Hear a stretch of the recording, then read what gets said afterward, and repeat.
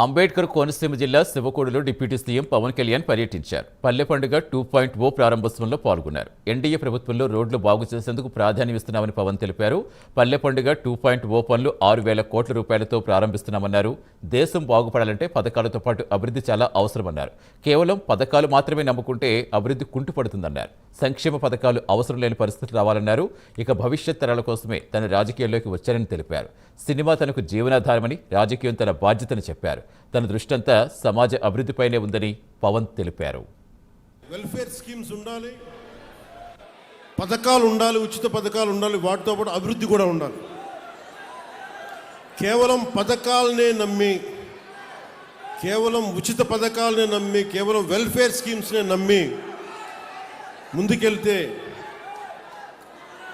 అది ఎంతవరకు సాధ్యపడద్దు నాకు తెలియదు. ఎందుకంటే కేవలం వెల్ఫేర్ స్కీమ్సే ఓట్లు తీసుకురావు. బీహార్లో కూడా మనం చూసాం. బీహార్ ఎన్నికలు కూడా ఒక్కొక్కరు అన్ని లక్షల ఉద్యోగాలు ఇచ్చేస్తాం అన్ని చెప్పినా కానీ వాళ్ళు ఎందుకు ఆర్జేడీ లాంటి పార్టీని ఎందుకు గెలిపించలేదు అంటే ఈ జనరేషన్ మేల్కొంది, ఈ జెన్జీ, ఈ కొత్త తరం మేల్కొంది. మేము మిమ్మల్ని రకరకాలుగా విడగొట్టి విభజించి పాలిస్తే మీరు నమ్మడానికి సిద్ధంగా లేరు. ఇది నేను 2004లో నేను గ్రహించాను. ఇది పుట్టే తరం, పుట్టబోతున్న తరం కొత్త తరం, అది నవతరం, అది రక్తాలు సలసల కాగేరు యువతరం. అది మీకోసం బాధ్యతగా నేను రాజకీయాల్లోకి వచ్చాను. ఎందుకంటే నాకు సినిమాలు ఓకే, నా బతుకు తెరువు, నా జీవనాధారం. రాజకీయం నా బాధ్యత. నా దేశభక్తిని చూపించుకోవడానికి, నా సామాజిక బాధ్యతను నిర్వర్తించడానికి నేను ఎంచుకున్న బాధ్యత ఇది. సో మీకోసం ఇలా చేయబట్టే నేను దాదాపు ఈ రోజున పల్లె పండుగ ఈ 2.0 సందర్భంగా మనం దాదాపు 6,000 కోట్ల రూపాయలతోటి పనులు మొదలు 6,787 కోట్ల రూపాయలతోటి 13,326 గ్రామ పంచాయతీల్లో 53,382 పనులని మనం ప్రారంభించబోతున్నాం. కాలువలు మరమ్మతులు చేయకపోవడాలు, ఏదన్నా అడిగితే కేసులు పెడతారు.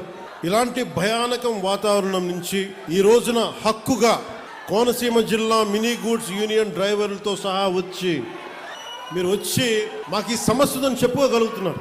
నేను దానికి స్పందించగలుగుతున్నా. కానీ ఇదే మీరు గత ప్రభుత్వంలో కానీ ఒక్క ఎమ్మెల్యే దగ్గర కూడా మీరు చేయగలిగేవాళ్ళ. ఎంత భయపెట్టారు మిమ్మల్ని, ఎంత భయానకం వాతావరణం క్రియేట్ చేశారు. అంటే ఇదంతా మీరు ఒక్క యువత తీసుకున్న నిర్ణయం. నన్ను కానీ, గౌరవ ముఖ్యమంత్రి చంద్రబాబు నాయుడు గారిని కానీ మీరు ఏమన్నా కానీ, ఇది మేము ప్రజాస్వామ్యాన్ని నమ్ముతాం.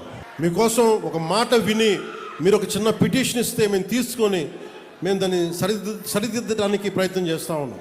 కానీ మనం వారసత్వంగా వచ్చినాయి మనకి అంటే అప్పులు, వాళ్ళు చేసిన దోపిడీ, ఏ విధి విధానాలు లేకుండా అనేక సమస్యలు వారసత్వంగా ఇచ్చేశారు.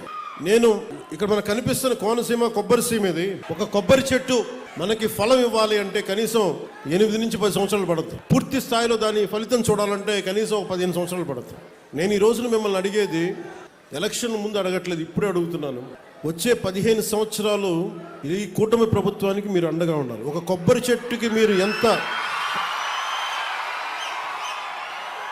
కొబ్బరి చెట్టుని పాతే అది 10 దశాబ్దం తర్వాత ఫలితం ఇస్తుంది. అలాగే మీరు పెట్టుకున్న నమ్మకం అన్ని సమస్యని రాత్రికి రాత్రి చేయటం కుదరదు. కానీ నేను మీకు మాటిస్తున్నాను, ఇక్కడ ఉన్న యువత అందరికీ మాటిస్తున్నాను, పెద్దలకు మాటిస్తున్నాను. కోనసీమ జిల్లా రహదారులు దుస్థితి చూశాక ఈ జిల్లాకి అదనంగా 100 కోట్ల రూపాయలు ప్రత్యేకంగా మంజూరు చేస్తూ ఉన్నాం.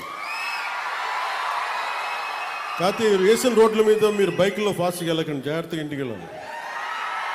మీరు బైకుల్లో ఫాస్ట్గా వెళ్ళడానికి రోడ్లు వేయట్లేదు, జాగ్రత్తగా ఇంటికి వెళ్తారు. అలాగే వాడపల్లి శ్రీ వెంకటేశ్వర స్వామి ఆలయం భక్తుల 7 వారాల స్వామిగా భావించే ఈ పవిత్ర క్షేత్రానికి సౌకర్యవంతంగా చేరుకునేందుకు కొత్త రహదారి నిర్మించాలన్న అభ్యర్థనను గౌరవ కొత్తపేట శాసనసభ సభ్యులు శ్రీ బండారు సత్యానందరావు గారు గతంలో నాకు దృష్టికి తీసుకొచ్చారు. ఆ విజ్ఞప్తిని గౌరవించి గోదావరి ఏటిగట్టు మీదుగా ఆలయాన్ని నేరుగా కలుపుతున్న 7 కిలోమీటర్ల రహదారి కోసం 6 కోట్లు ఇదివరకే మంజూరు చేశాం. రావులపాలెం మార్గంలోని ఇరుకు రోడ్డు ట్రాఫిక్ సమస్యలకు ఇది చాలా స్పష్టమైన పరిష్కార మార్గం తీసుకొస్తుంది. ఇవ్వగలిగేది ఏంటి ప్రభుత్వాలు? మీ భవిష్యత్తు కోసం మీకు ఎలాంటి మీకు స్కిల్స్ ఇవ్వాలి. మిమ్మల్ని ఏ స్కిల్ మీకు ఇస్తే మీరు అద్భుతంగా తయారవుతారు. అంతేగాని కూర్చోబెట్టి నేను కోరుకుంటున్నది ఒకటే, ఒక దేశం తాలూకు నిజమైన డెవలప్మెంట్ ఎప్పుడంటే వెల్ఫేర్ స్కీమ్స్ తగ్గి ఉపాధి అవకాశాలు పెంచగలిగితే ఆ దేశం నిజమైన అభివృద్ధిలోకి వెళ్తుంది. ప్రస్తుతానికి మనం ఇస్తున్న వెల్ఫేర్ స్కీమ్స్ అన్నీ ఉండాలి, కానీ నిజమైన అభివృద్ధి ఎట్లా అంటే వెల్ఫేర్ స్కీమ్ అవసరం లేని పరిస్థితిలో అత్యంత తక్కువ శాతం ప్రజలు ఉండాలి. ఎక్కువ శాతం ప్రజలు వాళ్ళ స్వయం శక్తి మీద, వాళ్ళ కాళ్ళ మీద వాళ్ళు నిలబడగలిగే సత్తాని ప్రభుత్వాలు కానీ పాలసీలు, పబ్లిక్ పాలసీల ద్వారా కానీ తీసుకురాగలిగితే అది నిజమైన అభివృద్ధి. నారా చంద్రబాబు నాయుడు గారి నాయకత్వంలోని కూటమి ప్రభుత్వం, ప్రధానమంత్రి గారి నాయకత్వంలోని కూటమి ప్రభుత్వం ఆ దిశగానే ఆలోచిస్తూ ఉంది. వాళ్ళు ఈ రోజుకి వాళ్ళ బూతులు మారట్లేదు, వాళ్ళ బుద్ధులు మారట్లేదు. నేను ఇంకా మీరు సామాజిక మాధ్యమాల్లో తిడుతూనే ఉన్నారు. మళ్ళీ ఇంకొకసారి హెచ్చరిస్తున్నాను, పిఠాపురంలో ఒకసారి చెప్పాను మీకు, మళ్ళీ మీరు కూర్చొని పాత పద్ధతిలో గనక మళ్ళీ నాయకులు మళ్ళీ మీరు పిచ్చి ప్రలాపనలు చేస్తే పర్యవసానాలు చాలా తీవ్రంగా ఉంటాయి, గుర్తుపెట్టుకోండి.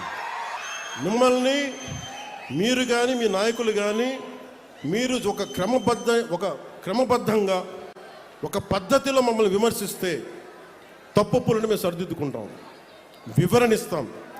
అలా కాకుండా వ్యక్తిగతంగా మళ్ళీ పాత పద్ధతిలో చేస్తే ఈసారి నేనే చెప్తున్నా, మీరు పవన్ కళ్యాణ్ మంచితనం చూశారు, పవన్ కళ్యాణ్ సహనం చూశారు, పవన్ కళ్యాణ్ గట్టితనం మీరు చూడలేదు ఎప్పుడు. దయచేసి అక్కడ దాకా తీసుకెళ్ళకండి, ఎందుకంటే నాకు క్షమ ఉండదు నా దగ్గర. మీలాంటి వాళ్ళకి రిపీటెడ్ అఫెండర్స్కి, క్రైమ్ చేసి తప్పించుకుందాం అనుకున్నోడికి, రిపీటెడ్ అఫెండర్స్కి నా దగ్గర క్షమ ఉండదు.